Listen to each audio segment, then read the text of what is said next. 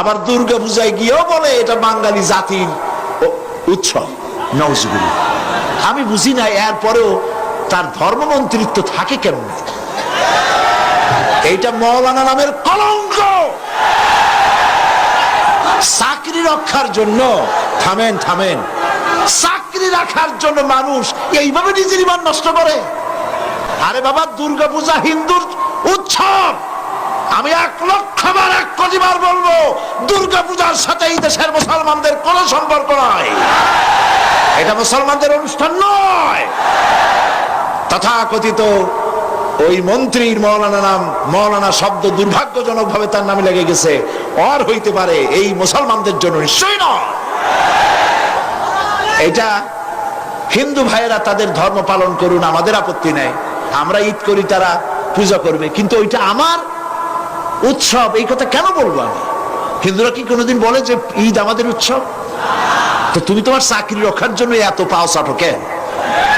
একটু লজ্জা টজ্জা থাকা উচিত, ঠিক কিনা? শরম থাকা উচিত, পার্সোনালিটি থাকা উচিত। এই সব মঞ্চে গিয়ে গৌতম বুদ্ধের প্রশংসা, তার আদর্শই ভালো, ওর আদর্শ ভালো, মোহাম্মদ সাল্লাল্লাহু আলাইহি ওয়াসাল্লাম আদর্শ ভালো। তাহলে পার্থক্য রইল কি?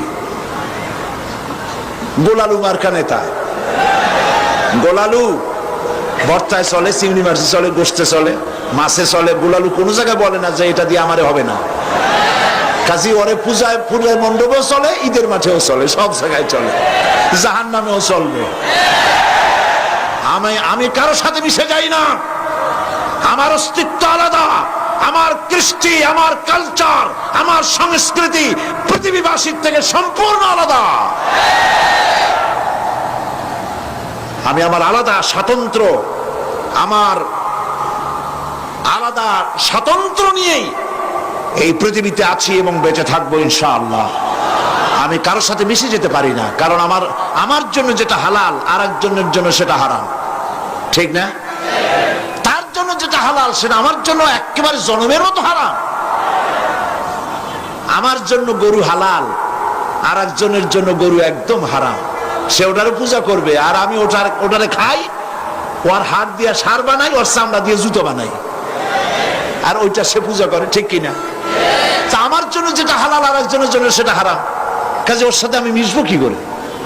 আমার তো মিল হতে পারে না, সাংস্কৃতিক দিক থেকে তো কোনো মিল হবে না, কারণ আমি তো মুসলমান। আর যারা মেলে মুসলমান নাম দিয়া, মুসলমান নিশ্চয়ই নয়, মুনাফিক। এগুলা কি? নিঃসন্দেহে মুনাফিক, কাফেরের চাইতেও নিকৃষ্ট। আমি মুসলমান, আমার পরিচয় আমি মুসলমান।